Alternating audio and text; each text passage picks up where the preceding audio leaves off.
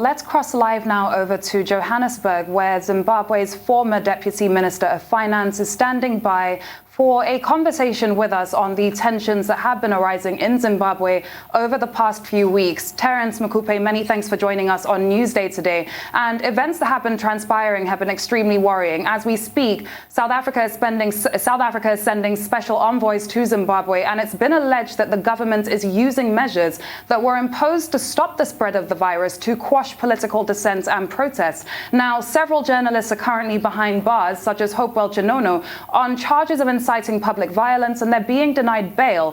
Just to quote the Southern Africa director of Human Rights Watch, Dewa Mavinga, he said, in quote, "Zimbabweans are witnessing unprecedented abuses that may very well be worse than witnessed under Mugabe," citing, he now went on to say, a sharp increase in abductions, torture and sexual abuse targeting government critics and involving security forces.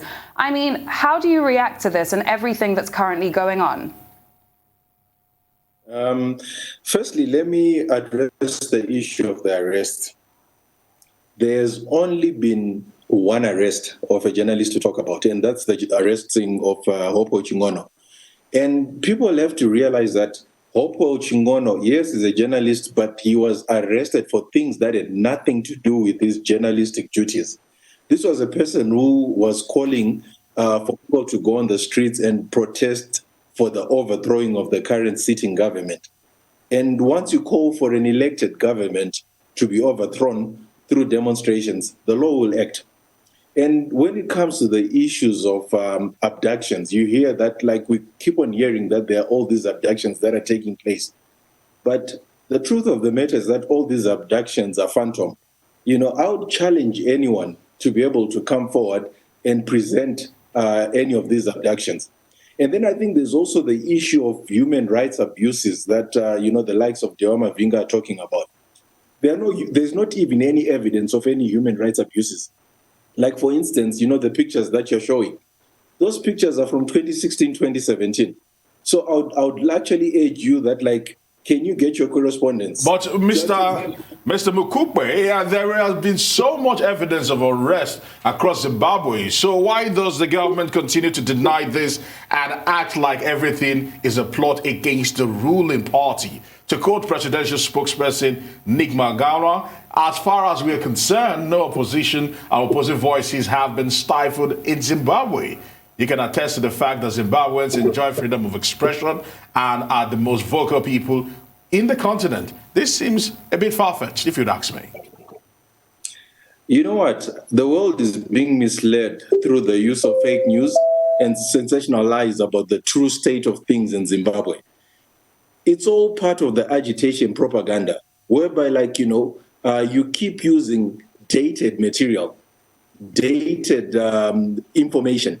You take things that happened under the Mugabe presidency and then want to make it seem as if that's what's happening right now. Which is why I say, when you say people are being arrested, have things that have got substance and be able to present that these are the people that have been arrested. When you say people have been abducted, have things that are substantive. These are the people that have been abducted. When you say human rights violations have taken place, have things that have got substance. You've got people who have created a career out of this whole human rights thing. And when there's no activity on the ground, they don't get paid. So then they resort to agitation propaganda, where you create things. So let me tell you another thing. Zimbabwe is currently under a lockdown because of the World Health Organization's guidelines regarding COVID-19. So you're not going to have a situation where crowds are going to gather.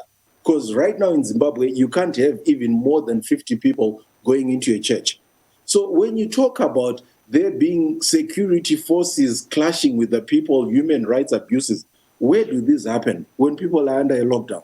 You know, okay, Mr. Mukupe, are you trying to suggest then that every single report that has come out of Zimbabwe to the media over the past few weeks is false? I mean, you have personally accused NGOs of, in quotes, hijacking the Black Lives Matter campaign for the Zimbabwean Lives Matter campaign. I mean, how so? And how is it possible that all allegations of human rights violations are untrue? I mean, you have continuously denied reports of soldiers raping women, for example, and other awful violations that have been reported. Why does the government continue to debunk and dismiss these claims so easily rather than looking into them?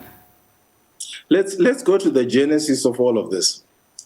It started off as Zimbabwean Lives Matter campaign, and it was a campaign about corruption because there were all these allegations that money had been misused by some of the officials, and the president acted.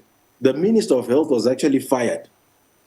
And that was an act because of the fact that, you know, there was all these allegations concerning corruption. Then it stopped being a talk about corruption. It became an issue about Hopewell. Hopewell has got his case, which is before the courts, and he'll have his day in court. Then it moved from being a case about Hopewell, it became an issue of, oh, ZANU-PF must go, the president must go. Let's go and demonstrate, and let's have thousands of people in the streets and have this government go. But you're forgetting that, like, you are having a COVID pandemic. There's a lockdown in place. So you could tell that the people behind this campaign had a sinister objective. It was never about corruption.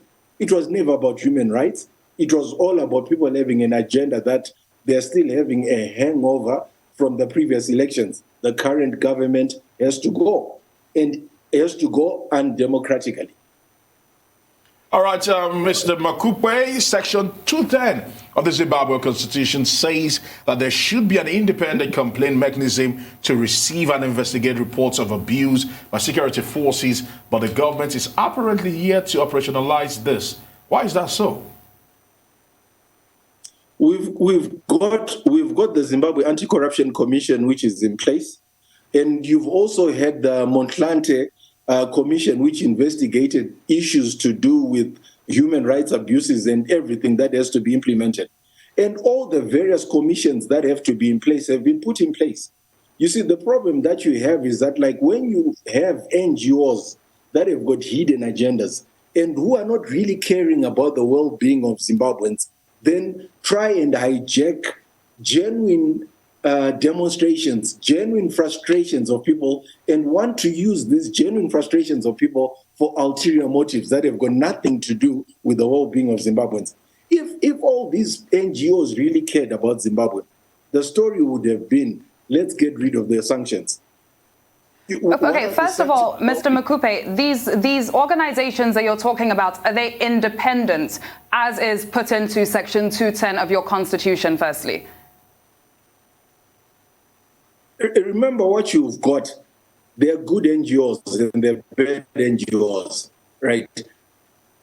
An NGO is there to carry out its mandate, but I don't think there's any NGO which has got a mandate. Mr. Mukupe, you're not answering my question. I'm asking you whether the commissions that you are referring to are independent or whether they are under the Zimbabwean government.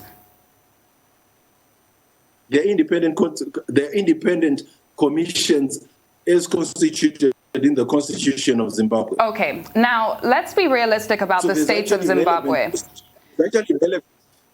Okay, let's be realistic about the state of Zimbabwe, because if I were a Zimbabwean citizen, I too would feel really unhappy at the government and the state of the economy. And I am not being judgmental because I'm not necessarily happy about the state of Nigeria, but your country is facing serious shortages in food and fuel. I mean, your inflation rate is said to be about 737%, and there's been a complete collapse in the value of your local currency. President Mnangagwa, in a national address last week, was blaming dark forces, both within and outside of the country, for undermining economic recovery, but surely the government realizes that it also has to look within. Okay.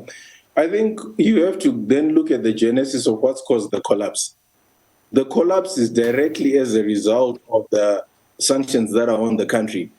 If you're to read the Zimbabwe Democracy Recovery Act, which is called the Zidera Bill, it basically says any financial institution that the American government has got a contribution to cannot transact with Zimbabwe. So as a result, it means everybody from the IMF, the World Bank, any of the international banks cannot provide any lines of credit into Zimbabwe. Now, you tell me as Nigeria right now, if all the lines of credit were cut off from your government, from your business, from your businesses, were you going to be able to survive? So let's be realistic. Let's apply things that will work for the people of Zimbabwe. What we're saying is that as Zimbabweans, please give us the space, give us the room that we can be able to operate normally. Let's not have a situation where you put conditions that do not allow our businesses to thrive, that do not allow our people to thrive. So let's get rid of these sanctions. Let's get rid of the Zidera bill. Allow international organizations to be able to trade freely with Zimbabwe. That's all we're asking for. All right, Mr. Mukupwe, briefly, would you say that this is the economic situation we find in Zimbabwe we're expecting when Magoga took office in 2017? Did we expect it to be this bad? Yeah, we are very clear that as long as the sanctions are there, no one is going to be able to thrive. I can take the Nigerian government and bring them to Zimbabwe. Under the conditions of these sanctions, I can bet you they'll fail. No one is going to be able to succeed. Yeah, but and that's why Mr. Mukupe, as much as we can feel for Zimbabwe, because as much as we can feel for Zimbabwe, the sanctions are also there for a reason. And the Zimbabwean government continues to prove itself worthy enough to have those sanctions lifted, and the people are the ones suffering. You see, you're becoming a judge. You're judging us and saying that there are human rights abuses. And I've just There's evidence, Mr. Mukupe. Can you prove to me that there's these abuses? Mr. Mukupe, evidence that's been brought to you in nearly every single interview that you have done, you have debunked.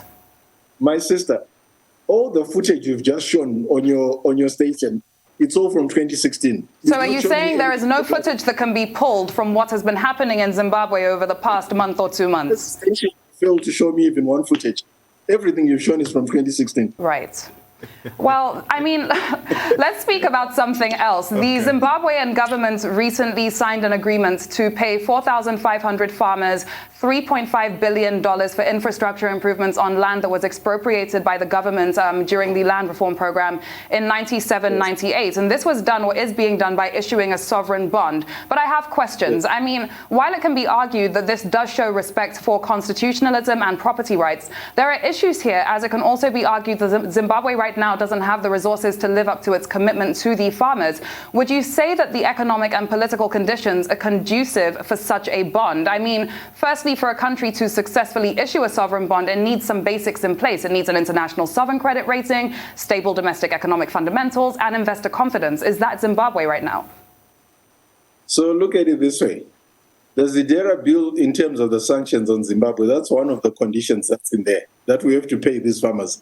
If we don't pay these farmers, the sanctions will continue. So you tell me, what should we do? We choose not to pay the farmers, and then the sanctions continue. We decide, okay, you know, we've got a moral obligation, right, according to the Americans, a moral obligation to pay these farmers. Though we're paying back for our land, for improvements on our land, we then choose to, because as part of re-engaging the international community, okay, let's pay these farmers, but we can't afford it. You then come back, you're hammering us for doing it. So what should we do now?